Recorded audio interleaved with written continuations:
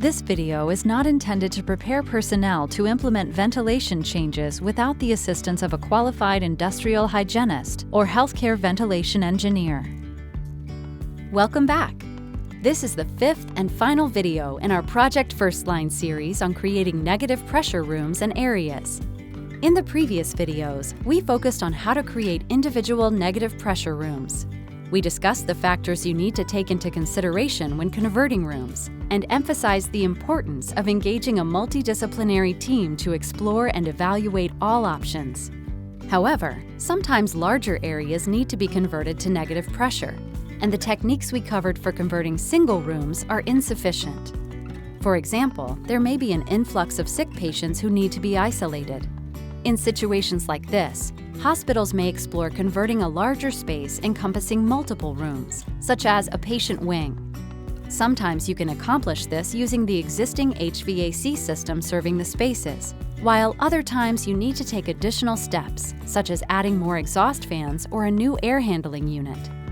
Converting larger areas is not ideal, and this option should be reserved as a last resort.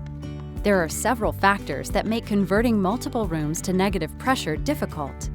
The first factor is that building envelopes, which is the physical separation between the building's inside conditioned space and the outside elements, are not airtight. In fact, many building envelopes, especially in older buildings, have relatively poor airtightness. Next, the larger the area or combined space of the rooms, the more fan pressure it will take to generate simple negative pressure. If your hospital wants to meet the 12 air changes per hour and minus 0.01 inches of water column required by airborne infection isolation room standards, it will require significantly more fan power. There are downstream implications to this as well, such as increased electricity usage and higher utility spend. Further, whenever rooms or spaces are converted to negative pressure, the air has to be pulled from somewhere.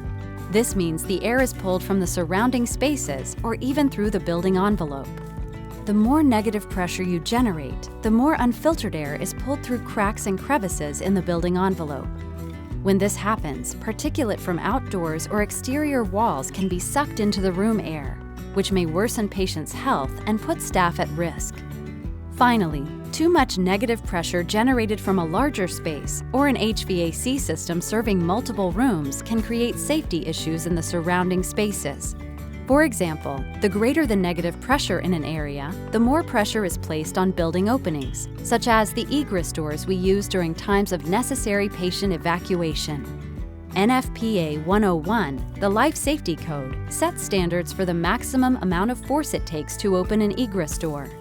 Air is a very powerful force, and the amount of negative pressure created by converting a large area can be so great that a person can't exert enough opposite force to open the door. This would violate code requirements, since egress is critical if occupants have to relocate during an emergency. There is truly a lot to balance and consider when retrofitting a room, space, or multiple rooms to negative pressure. It can be very challenging, and once again, it is always worth creating a multidisciplinary team to explore all options. This concludes our 5-part Project First Line series on creating negative pressure rooms and areas. Thank you for joining us on this journey. For more resources and guidance, check out our Project First Line and ASHI websites.